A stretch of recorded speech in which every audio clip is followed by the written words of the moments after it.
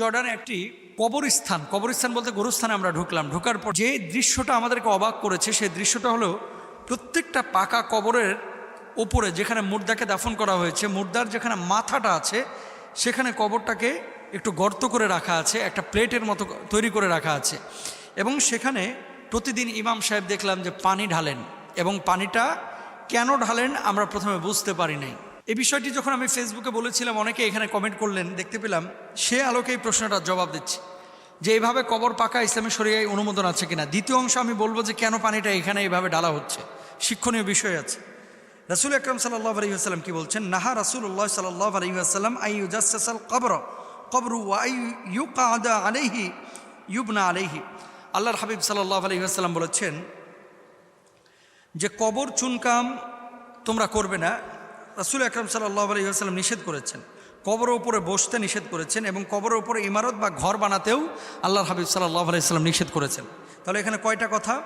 এক নাম্বার, কবরের ওপরে চুনকাম করা, কবর পাকা করা, কবরকে ঘিরা, এগুলো জায়েজ নাই। এখন প্রশ্ন জাগে, তো এই কবরের ওপরে অনেকেই তো দেখা যায় অনেক সময় শিয়ালে লাশ টেনে হিচড়ে ছিঁড়ে ফেলে, এবং অনেক কাফন চোর আছে, অনেকে আপনার লাশ চুরি করে, এবং মেডিকেল সায়েন্স নিয়ে গবেষণা যারা করেন তাদের কঙ্কালের প্রয়োজন হয়। এই লাশ চুরি করে অনেকে কঙ্কাল করে বিক্রি করে, বাংলাদেশে এমন ঘটনা কিন্তু অনেকবার ঘটেছে। তো এসব ক্ষেত্রেও কি কবরটা আমি ঘেরতে পারি না? দেখেন, এসব ক্ষেত্রে এখন কিন্তু সিসি ক্যামেরা আপনি লাগায় রাখতে পারেন গোরস্থানে, পুরো গোরস্থানে, তাহলে চুরিটা রোধ হবে ইনশাল্লাহ। দ্বিতীয়ত, শিয়ালের উৎপাত থেকে বাঁচার জন্য আপনি বেড়া দিয়েও কিন্তু ঘিরতে পারেন, ঘিরে এটা পরবর্তীতে ভেঙে ফেললেন। এখন কথা হচ্ছে, এভাবে চুনকাম করা বা পাকা করা আল্লাহ রাসূল সাল্লাল্লাহু আলাইহি ওয়াসাল্লাম অনুমোদন করেন না। দুই নম্বর হচ্ছে, কবরে বসে বসে অনেকে আড্ডাবাজি করে, এটাও জায়েজ নাই। তিন নম্বর বিষয় যে আল্লাহ রাসূল সাল্লাল্লাহু আলাইহি ওয়াসাল্লাম বলেছেন ইমারত নির্মাণ করতে, বাড়িঘর নির্মাণ করতে। ওয়ালাকাদ কাররামনা বানি আদম, বনি আদমকে আল্লাহ সুবহানাহু ওয়া তাআলা সম্মানিত করে বানিয়েছেন। এখন কেউ যদি বাড়িঘর নির্মাণ করে, এটা কবরের অবমাননা হয়, যিনি শায়িত আছেন তার অসম্মান হয়। এই জন্য আল্লাহ রাসূল সাল্লাল্লাহু আলাইহি ওয়াসাল্লাম নিষেধ করেছেন এই কাজগুলো। এখন আসেন, এই যে তারা তাদের দেশে এই কবরগুলো নির্মাণ করেছে, ওই দেশের সিস্টেম তারা এভাবে করে, তারা এটাকে পাকা মনে করে না, কিন্তু আমাদের দৃষ্টিতে এটা পাকাই মনে হয়েছে, আমরা করতে এটা বারণ করি বাংলাদেশে। দেখতে পেলাম কবরের উপরে একটা গর্ত প্লেটের মতো রাখা আছে, এই প্লেটের উপরে প্রতিদিন ওখানকার স্থানীয় ইমাম সাহেব পানি ঢালছেন। কেন পানি ঢালেন? আমরা জিজ্ঞেস করার পরে আমরা প্রথমে মনে করেছিলাম যে এখানে কি মুর্দাকে তারা পানি দিচ্ছে কিনা, দেখলে মনে হবে যে মুর্দাকেই মনে হয় পানি দিচ্ছে, কারণ মাথার অংশে।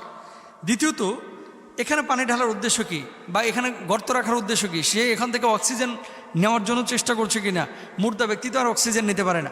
ইমাম সাহেবকে জিজ্ঞেস করার পরে ইমাম সাহেব বলতেছে, এই পানিটা আমরা এই কারণে এখানে ঢালি যে এখানে পশু পাখি, যেমন কখনো কখনো গোরস্থানে কুকুর ঢুকে যায়, কখনো কখনো এখানে যেহেতু প্রচুর আপেল গাছ আছে এবং অত্তিন ওয়া জাইতুন, 3 গাছ আছে, জৈতুন গাছ আছে, তো এই গাছে অনেক সময় চড়ুই পাখি বসে, এই গাছে অনেক সময় বাউই পাখি বসে, তারপরে আপনার টিয়া পাখি বসে। ওই দেশে অনেক পাখি আছে, এই পাখিগুলো বসার পরে এরা পানি খোঁজে, যেহেতু ওখানে গরম, এখন শীত পড়া শুরু হয়েছে।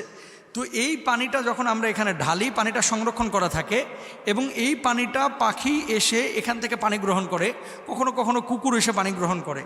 তো এরা, এই জর্ডানের মানুষ মনে করে এটা সওয়াবের কাজ। হ্যাঁ, আপনি পশু পাখির জন্য যে কোনো জায়গায় বাটি রাখতে পারেন, পশু পাখির জন্য যে কোনো জায়গায় রুটি রাখতে পারেন, পশু পাখির জন্য যে কোনো জায়গায় আপনি খাবার রাখতে পারেন। আরব বিশ্বের একটা জিনিস আমার খুব ভালো লাগে, এটা তুরস্কেও দেখেছি, আপনাদেরও হয়তো বা এটা ভালো লাগতে পারে, আপনারা করতে পারেন। বাসার যে উচ্ছিষ্ট খাবার যেটা বেঁচে গেছে, এই খাবারটা নিয়ে যে আপনারা ছাদের কোণায় যেখানে বিড়াল আসে, অথবা বাড়ির বেলকুনের কোণায় যেখানে পাখি আসে, এই খাবারটা কিন্তু রাখতে পারেন। আরব বিশ্বের এরা যে রুটিটা বেঁচে যায়, এটা বিভিন্ন জায়গায় প্লেটে করে অথবা পলিথিনে রেখে আসে, যাতে করে বিড়াল খাইতে পারে, কুকুর খাইতে পারে, যেখান থেকে এসে পাখি খাইতে পারে।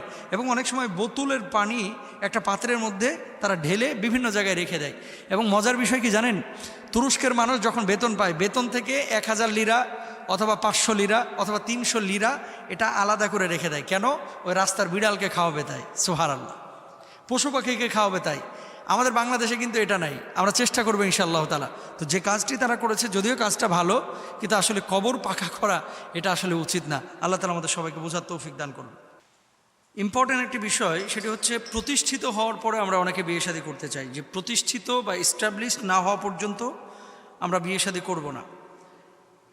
বর্তমান এই সময়ে প্রতিষ্ঠিত হয়ে বিয়ে করা, এই বাক্যটার মধ্যে কিছুটা ধোঁকা এবং প্রতারণাও লুকায়িত থাকে।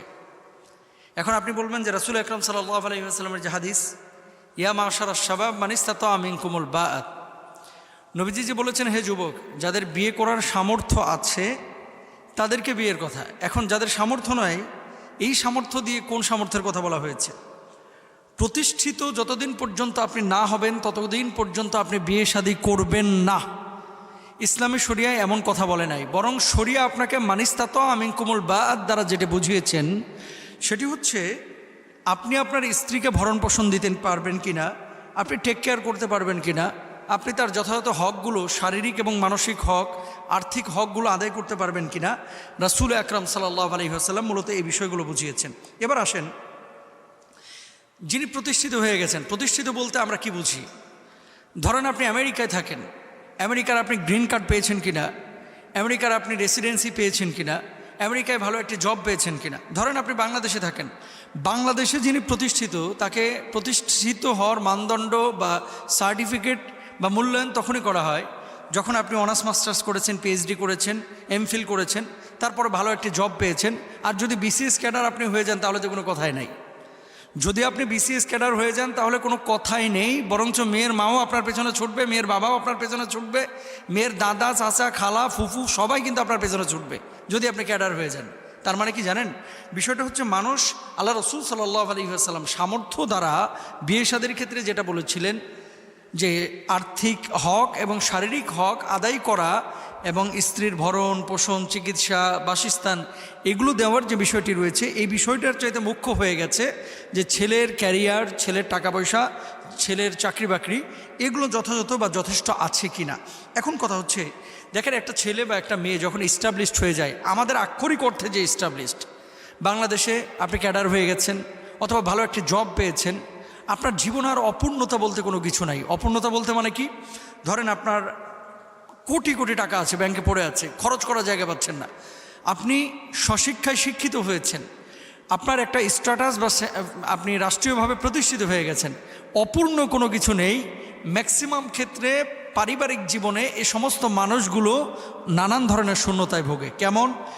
যে মানুষটার ভিতরে কোনো সংকট নাই, যে মানুষটার ভিতরে আর্থিক কোনো সংকট নাই, যে মানুষটার ভিতরে প্রতিষ্ঠিত হওয়ার যেই স্বপ্ন তার ছিল সেই স্বপ্ন পূরণ হয়ে গেছে, এই মানুষটা কিন্তু বউ হিসেবে বা স্ত্রী হিসেবে একজন নারীকে ঠিকমতো মূল্যায়ন করে না অনেক ক্ষেত্রে। এবং যে মানুষটি, ধরেন আপনার বউ চরমভাবে সে এস্টাবলিশড, সে আপনাকে মূল্যায়ন ঠিকমতো করতে পারবে কি না, এই বর্তমান জামানায় একটা প্রশ্ন কিন্তু থেকে যায়। কারণ কি?